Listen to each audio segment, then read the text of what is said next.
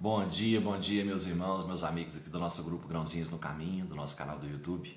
Sejam todos bem-vindos mais uma vez ao nosso compromisso diário, nosso pequeno estudo do Livro dos Espíritos, do Evangelho segundo o Espiritismo, nossos grãozinhos no caminho desse sábado. Agradecendo a todos por estarem aqui mais uma vez com a gente, né? Pedindo a todos a participação, pedindo a todos o likezinho aí, o positivo, né? Para que a gente possa ter mais condições de divulgar cada dia mais o nosso trabalho, né? Vamos lá, gente. Hoje o Evangelho traz para a gente o capítulo 18, muitos os chamados e poucos escolhidos ainda. Nas instruções dos Espíritos, dar-se-á àquele que tem. Seus discípulos, se aproximando, lhe disseram: por que lhes falais por parábolas? E lhes respondendo disse: é porque para vós outros foi dado conhecer os mistérios do reino dos céus, mas para eles não lhes foi dado. Porque a todo aquele que já tem, se lhe dará ainda, e estará na abundância, mas para aquele que não tem, se lhe tirará mesmo o que tem. Por isso eu lhe falo por parábolas, porque vendo eles não veem, e escutando não ouvem nem compreendem. E a profecia de Isaías se cumpre neles quando disse: escutareis com os vossos ouvidos e não ouvireis, olhareis com os vossos olhos e não vereis. Prestai bem atenção naquilo que ouvis, porque se servirá para convosco da mesma medida da qual vos servirdes para com os outros. E vos será dado ainda mais, porque se dará àquele que já tem, e para aquele que não tem, se lhe tirará mesmo o que tem. Dá-se àquele que já tem, e se tira àquele que não tem. Meditai esses grandes ensinamentos que frequentemente vos pareceram paradoxais. Aquele que recebeu é o que possui o sentido da palavra divina. Não a recebeu senão porque tentou dela se tornar digno. E o Senhor, em seu amor misericordioso, encoraja os esforços que tendem ao bem. Estes esforços firmes, perseverantes, atraem as graças do Senhor. É um ímã que chama para si as melhoras progressivas, as graças abundantes que vos tornam fortes para escalar a montanha santa, no cume da qual está o repouso depois do trabalho. Tira-se aquele que nada tem ou que tem pouco, toma isso como uma oposição figurada. Deus não retira às suas criaturas o bem que se dignou fazer-lhes.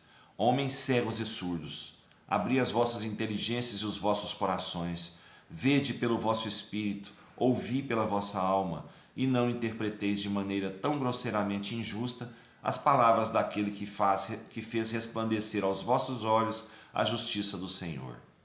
Não é Deus quem retira daquele que havia recebido pouco, é o próprio Espírito, ele mesmo, que, pródigo e negligente, não sabe conservar o que tem e aumentar na fecundidade o óbolo que lhe caiu no coração. Aquele que não cultiva o campo que o trabalho de seu pai lhe ganhou e o qual ele herda, vê esse campo se cobrir de ervas parasitas. É seu pai quem lhe toma as colheitas que não quis preparar? Se deixou as sementes destinadas a produzir nesse campo mofar por falta de cuidado, deve acusar seu pai se elas não produzem nada? Não, não.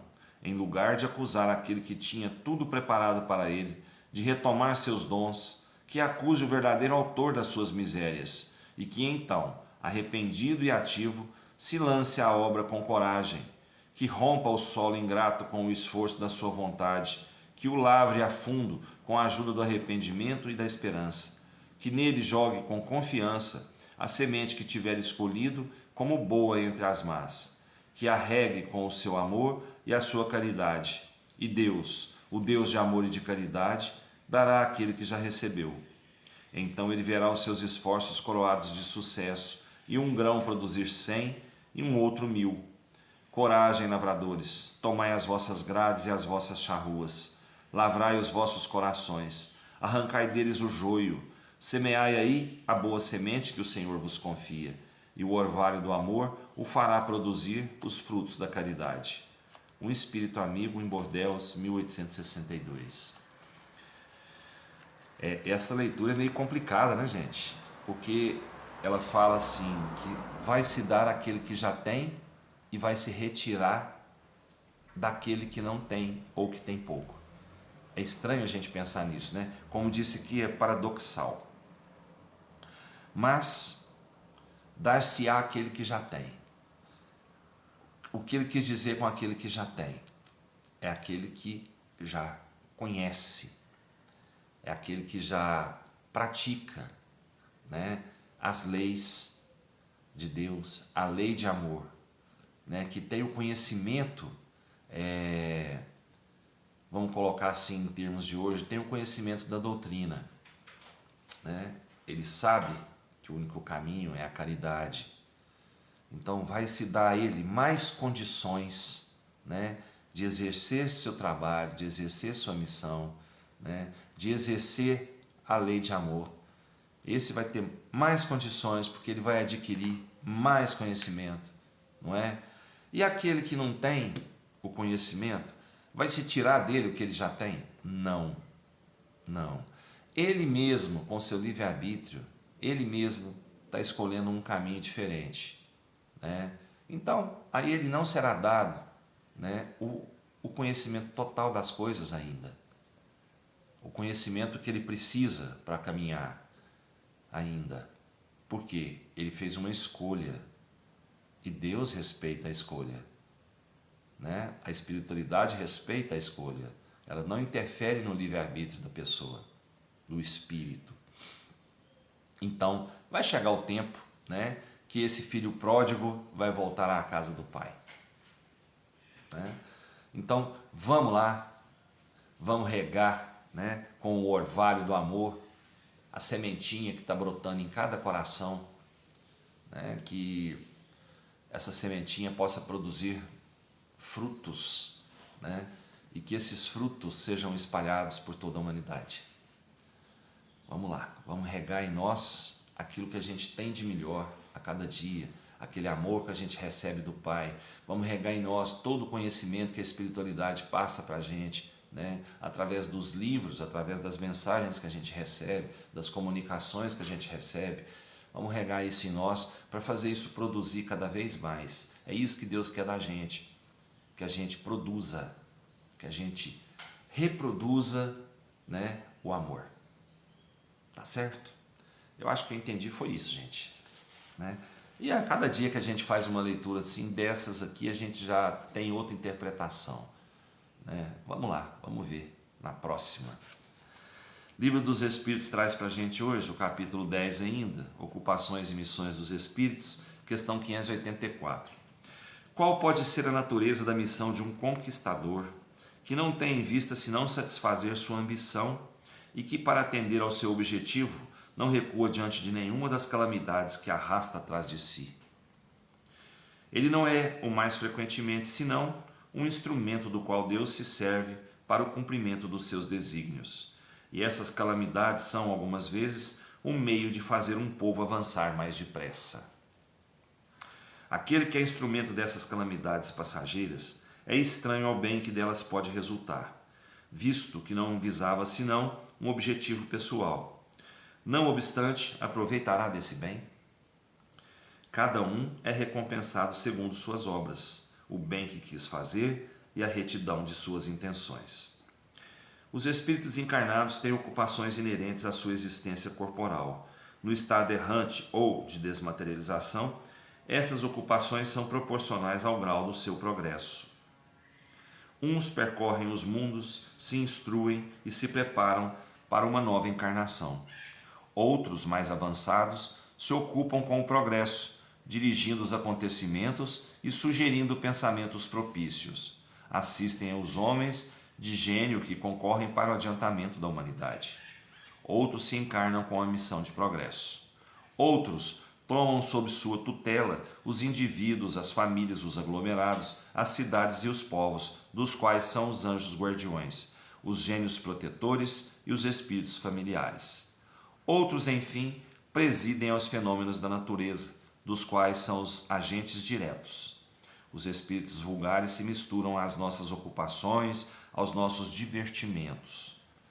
Os espíritos impuros ou imperfeitos esperam nos sofrimentos e nas angústias o momento em que praz a Deus proporcionar-lhes os meios de avançar. Se eles fazem o mal, é por despeito ao bem, do qual não podem ainda gozar. Bom, gente, a natureza da missão de um conquistador que não tem em vista senão satisfazer sua ambição para atender ao seu objetivo, não recua diante de nenhuma das calamidades que arrasta atrás de si. Deus tem um propósito para tudo. E Ele utiliza desses espíritos para atingir um propósito seu.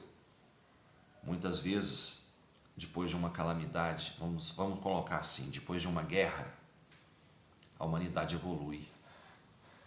Ela evolui porque ela aprende com aquilo, ela sofre com aquilo. E Deus se utiliza daquele conquistador, daquele general, daquele presidente que seja, né, como instrumento para que a humanidade progrida. Então sempre tem alguma coisa, né, de útil para a humanidade, para a espiritualidade encarnada, após uma calamidade, após uma guerra, após uma tragédia causada por um general, por um conquistador, como dizem aqui, né? Por um presidente louco, né? Nós temos muitos aí hoje no Brasil, no mundo todo. Eu quis dizer assim, né?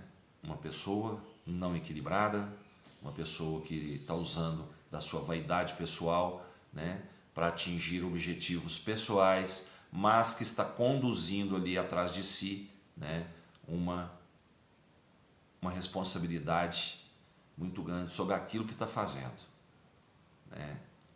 Todos vão ser responsabilizados pelos seus atos, mas Deus utiliza nesse momento dessas pessoas, né, para atingir um objetivo seu, né, que é evolução. Então, através de tudo isso, desse aprendizado causado por essa calamidade temporária, como diz o livro, a humanidade cresce. Então, é um objetivo que Deus tem para todos nós, que é a nossa evolução, e Ele se utiliza disso, né, desse espírito encarnado para atingir esse objetivo. É o que eu penso, tá bom? Que Jesus nos abençoe, nos dê um ótimo final de semana, com muita paz no coração, muita luz, muito amor, né, muito equilíbrio, para que a gente tenha uma nova semana que chega cheia de paz. Fiquem todos com Deus, até segunda, se Deus quiser, eu tenho certeza que Ele quer. Beijo no coração, pessoal.